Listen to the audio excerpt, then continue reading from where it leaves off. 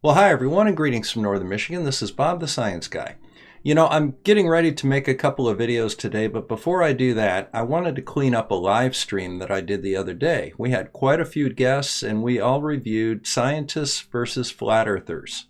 Now, it was a rather long stream, had some technical difficulties at the start, so I thought I'd clean it up and re-release it at the request of a lot of the viewers. So I hope you enjoy it. Well guys, welcome back to the channel. This is Bob the Science Guy, and greetings from Northern Michigan. You know, I've been taking off for the last 2 weeks. I had a conference out in Phoenix, and I met one of my subscribers out there, a fan of the channel. Had dinner with him, and he gave me this beautiful gift. Let's see if we can see it here. Look at that. Isn't that nice? Now, the cool thing about this is you can change the colors on it. So I can make it red, or I can make it green, or white, or yellow, or any color I want. So that was a really nice gift, and I want to thank Randy in Phoenix, Arizona for making this for me. We'll stick it down here and we'll get back to it a little bit later. But tonight what I wanted to do was I wanted to go ahead and put up this video from Jubilee. This is called Science versus Flat Earth. Can we trust science? And I thought maybe we'd watch it a little bit, and I have permission from these folks to go ahead and stream it, and maybe discuss it a little bit. I'm going to go ahead and get it started, and while we do that, I'm going to get a meet set up so you guys can call in. The internet has played an important role in confirming my view of this topic. That's the problem. Well, we have the advantage of information today that's outside of channels 2, 4, and 7 and the few networks that are corporately owned. It's pretty easy to say YouTube isn't research, but when you spend enough time, you're picking up quite a bit. And with the discussion groups, panels, we've gone against opposition. We've opposed ourselves. Surprisingly enough, Flat Earth is its own worst enemy. So it's not that easy for us to come to consensus. And we find that consensus is orchestrated and not actually scientific in any way. You know, my grandfather used to tell me growing up, never believe anything you read in the newspaper, right? He told that to me. Now, with the age of the internet, it's like, you know, how much of this misinformation are you getting there? And when you have like eyewitnesses taking video of something, you do have to take everything with a grain of salt. That's why, because of my my multimedia background, I knew that all that stuff could be faked. You know, take it into Photoshop, take it into After Effects. Okay, this is at the core of the issue of why there are so many flat earth believers out there right now. The problem is the information from someone who decides to start a website or produce a YouTube video is not reliable. When I have a toothache, I go to a dentist. When my car breaks down, I go to a mechanic. When you have questions about cosmology, you should go to an astrophysicist, you should go to a physicist, you should go to people who have spent years and years studying these ideas, not some 6-minute YouTube video. There is a percentage of people that if they saw a YouTube video that was not within their scientific chops to refute on the face of it, would believe anything out there. Now, actually, this is a common problem in the flat earth. Most of the information in the flat earth comes from other flat earthers via YouTube videos. Now, the people that are producing these YouTube videos run fish and chip shops in Thailand. They're yoga instructors. They're not experts in this field. People that have devoted their lives to understanding physics and astronomy and the sciences. Now, the point that he raises is very salient. If you have a toothache, you go to a dentist. You don't go to an auto mechanic. You don't go to a hairdresser. And I think that this is something that we're going to see an example of right here. And that is that when he talks about people who don't know any better trying to review documents on these subjects without any assistance or without any instruction, can come to some very erroneous conclusions. Let's see what he's talking about. One of the things I will say is NASA.gov has their own documents out there that we get to vet. which is through the Freedom of Information Act. And would you agree that NASA documents, if they're on display, that we should be able to go and research inside there? NASA is not proving that the Earth is flat. Well, they say it in 14 of the you documents. should read what NASA says, and you should listen to what I NASA would says. love to see your NASA evidence that the Earth is It's flat. only their contradictory issues Okay, that let's bring see. us here. We're all familiar with the Earthrise photo, right? The Earth is rising over the moon. We're all familiar with it. That's a NASA. You can go out to NASA's site. You can download the original, right? I already know what you're going to ask. So you bring up the luminance on it, and you can see where it's cut out and pasted there. They're showing us doctored images that are clearly doctored. The blue marble is a very famous image from 1972. When you talk to the artist from NASA, his name is Robert Simmons, he talks about exactly how it was created from data, and it's not a photograph whatsoever. You know, this is a classic flat earth misrepresentation. Robert Simmons, who is an employee of NASA apparently, talked about stitching together composite photographs. And photographs of the Earth from low Earth orbit are composites because they have to be. All right. In 1972, how old was Robert Simmons? And did he use Photoshop, which didn't exist? The blue marble photograph is not a composite image. It is a single film image from Apollo 17. There's nothing added to it. Now, what he's talking about with these artifacts that you can pull up sometimes on some of these photos, those are artifacts of the compression of the photo. If you look at the original high-resolution photo, those artifacts simply aren't there. But when you drop that photo down to something that is uploaded as a press release to the internet, you may take something that, you know, is 10,000 by 10,000 pixels and drop it down to 100 by 100 pixels. That JPG compression causes those artifacts around bright objects. This has been clearly demonstrated in an excellent video by Greater Sapient. Thank you. My mind at some point about this topic. All right. So when I was 12 years old, I went to space camp, and I met Alan B. Shepard. Oh, nice.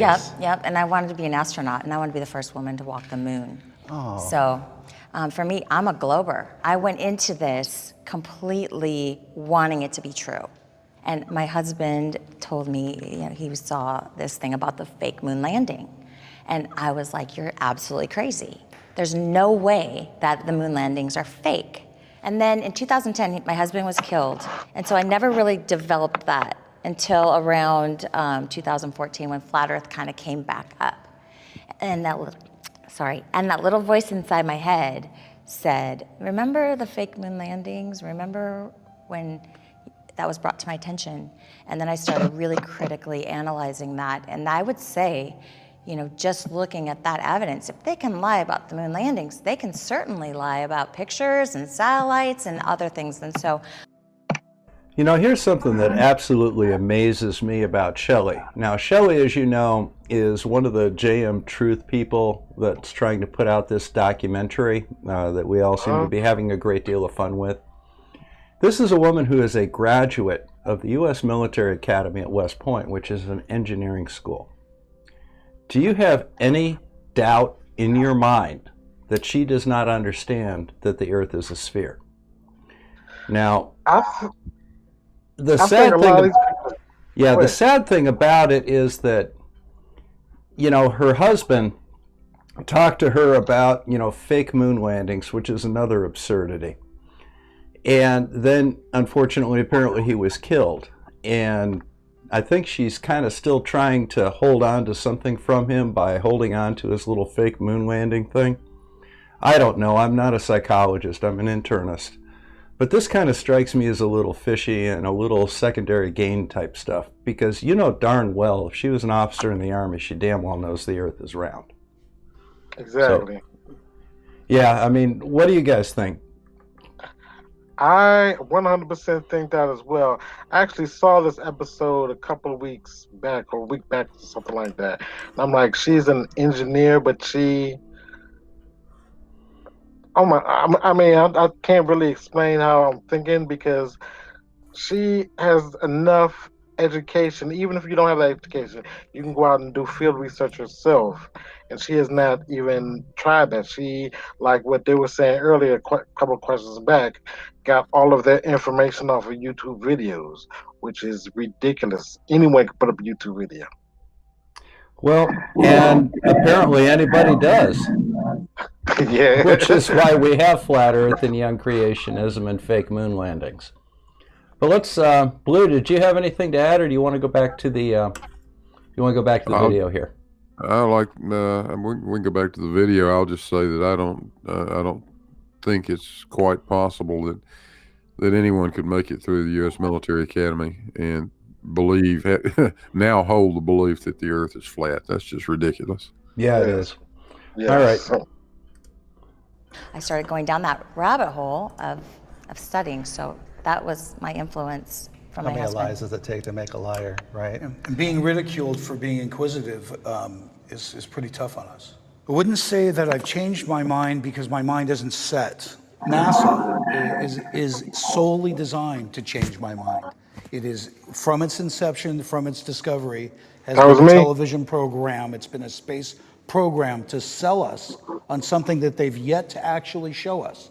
Show me a globe spinning with clouds and a moon. Show me home, and I think I could shut up easily. I think I could shut up. The timing of your conversions is interesting to me. 20 years ago, the flat Earth world was tiny and insignificant. Enter the advent of the internet, YouTube, online discussion groups, all these new available places where you could find information about everything. This is true that the evidence, as you Let's wrote, lie. were not robust. Yes, hello. evidence. And the sources Hey, how you you used, they were not Yeah, I'm reliable fine. sources again. But my problem is that, and I Hello, like Gabriel. you guys that you are very How you doing? skeptical. Gabriel. But at the same time, Gabriel. you are not skeptical about No your problem, belief no system. problem. You That keep should going have come back. first. You think that that's my foundation for why I believe the Earth is flat, and I'm telling you, you're wrong. Okay. I have evidence that proves it's flat. What type or of proves evidence, it's not you know? a ball. What type Curvature, I of just- We're being misled. We're being deliberately misled by mainstream Now, media. what's your evidence? We see too far. We see too far. We should not be able to see. I live in Dana Point. Okay, I can see San Clemente Island, which is 60 miles away. so what? What do you mean, so what? Oh, I'm It's on the 1,100 beach. I'm feet on tall. the beach. It is What do you mean by tall. so what? I'm on the But- beach. Yeah, But yeah. can you see a ship which is going? What are Oh you yeah, talking let's talk then? about the ship that goes Yes, over the curvature okay. of the Earth. I love So- it. So Now, this is an example of classic flat Earth misdirection. Shelley's been cornered by the scientists. Yes, you can see the island from the shore because it's got some elevation on the island, but you can't see a boat going from your location to the island at sea level because it'll be blocked by the curvature of the Earth. Watch how Shelley tries to extricate herself from this and change the subject to the P900 and how it can zoom back in boats. science has said that when I see a ship go out of my field of view, it's going over the curvature of the Earth, correct? Yes. But then I bring my P900 up, and guess what? I can zoom it back in.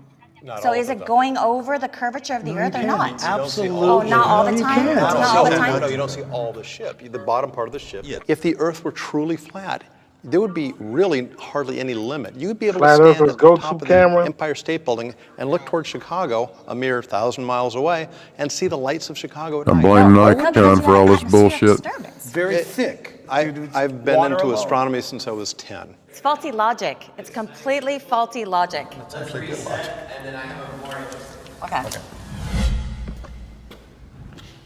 One of the big things I do is investigate extraordinary claims like flat eartherism or ESP or all sorts of different things. The Earth is undoubtedly a globe and not flat. This is well supported by gobs of science. Scientific consensus is possible. Scientific consensus is possible. What is the question? I don't understand the question. Scientific consensus is possible. Possible. Anything is possible. I mean, anything is possible. I've got You know, scientific consensus means that the preponderance of evidence in the scientific community leads to an agreement that this is what's going on. There's always going to be a few dissenters. But when you get a consensus in the scientific community, that consensus probably is very much more closer to the truth than the one guy that thinks it's the reptilian overlords coming from the planet Nabaru. So they don't even understand what the term scientific consensus means. That's why two of them are still standing over there, and only one is over with the scientists, because he says, well, shoot, anything's possible. Well, no, anything really isn't possible. There's some things that are really not possible, and there are some things that are extraordinarily unlikely. We'll head on back. Got a tremendous issue with consensus and peer review. I've been spending a lot of time arguing with people that argue the other side. And I found that surprisingly, consensus always wins. It was shocking to me that the group with the majority has an incredible advantage. As scientists, flat earthers, truthers, punks, we're at an incredible disadvantage. Let's talk about scientific consensus for a second. You're never going to get 100% of anyone. There is scientific consensus on a global Earth. There's scientific consensus on evolution. A lot of big issues. Use the word theory. No. Do you know what a theory in science is? An extremely... And a fact is a fact. Don't mistake this word theory. You are. In science, it's not conjecture, it's not... It's an explanation. By definition, it's an explanation. It's a deep... Well, let's talk So this about a is fact. something Show me a people fact made then. a mistake. Why They aren't think all theory facts is- theories? In science, the word theory is the highest level that you can give something because it's so well supported. What about a fact? That is a fact. It's not a fact. You would call it a fact. You know why? Do you know why? Because in science, there's always room for improvement. There's always room to find to tweak and find better information. So that is how science works. It gets better refined over time, as opposed to flat earth theory, which never gets refined. It simply is what it is. New ideas have limited access to media and limited exposure. Until we're in university curriculums, we will continue to appear uneducated. Well, that's not true. In the history of science, we had many occasions that the ideas, it was not welcomed by the society. Einstein was one of them. Galileo was one of them. But if your theory is an authentic one, and it can go through this hardship of scientific method, eventually will win. I used to believe that science was after the truth, right? We all just want to know what the truth is. Science has been trying so hard to divorce itself from the idea of a creator when God's intent was to create science to lead you to Him. You know, sometimes things seem supernatural that we are able to explain later through, science. Okay, I understand. But there are other things as well that are supernatural, that go beyond the natural, that we can only explain through believing in a creator, right? This is my... You know, right here, I think that we see the problem with flat Earth. The basic premise of flat Earth is that there is a God who magically created everything. And we're special because we're God's creatures, made in His own image. Not her image, His own image. Now, when I was a child, my mom used to make cookies. I had no idea how she made cookies when I was 5 years old. All I know is that she took this gunk, put it in the oven, and cookies came out. All right. As I grew up and became an adult, I began to understand that there's a certain process that you use to make cookies. You mix the dough, you add the chocolate chips, you bake it at a certain temperature for a certain period of time. Processes occur in the oven due to the heat, and the end result is you have cookies. Did it make my mom any less special? No, it didn't. Did it make the cookies any less delicious? No, it didn't. But I grew to understand how it happened. Now, they seem to believe that if we try and explain natural phenomenon, we're somehow denying the existence of God. Nothing further from the truth. If God created heavens and earth, as the Bible says, He used a process to do it. Science tries to understand what that process was. That doesn't mean that you don't believe in God. Issue with science, scientific approach and non-scientific approach. You are absolutely right. In science, we are after the truth. And we are hoping by each day we're getting closer and closer to the truth. We never get there. Never. Well, I know that's true for you. And That's a science. That's you guys. You think you do have the truth. Now let's look at the evidences. As you were mentioning, you do have the conclusion. Let's find the evidences. Science doesn't work that way. That's not true. that's not what That we- is not true. Well, you are saying No. you are referring to Jesus, who many billions of people do not believe, including myself. And many more billions do. So what? So who's right? Of course I can. When you say that we start with a conclusion and then try to match everything to make it work, like that to me is complete dishonesty. That is not true at all. That is what you are doing No, right you're now. not. You're making that assumption, No, which it's I not think my science does a assumption. lot of. So do you make assumptions or not? Does science make assumptions? Does science make assumptions? Yeah, Of we course. sure. Okay. We do make assumptions But- based on things that are well supported and Bias. proven and reproven. Bias. We don't have Show to. me how you isolate gravity. If gravity We is don't an have to- assumption, show me in the scientific method how you isolate gravity. Place to stop.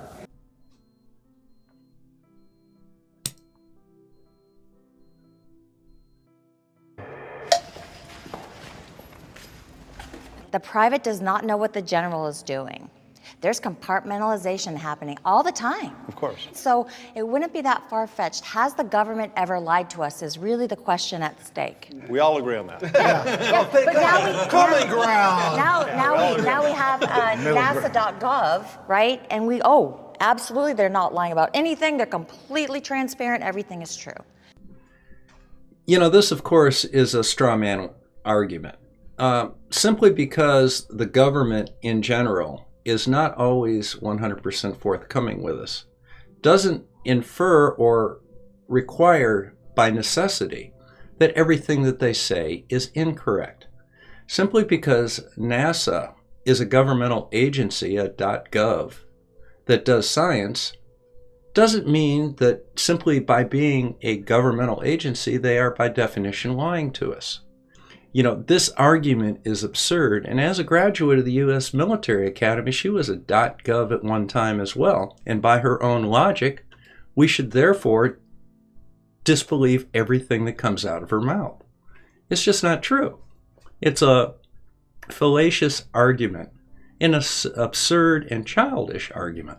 You were talking about a government. Now you're talking about an agency of the government. NASA.gov. But this agency is scrutinized by thousands and thousands of scientists around the globe.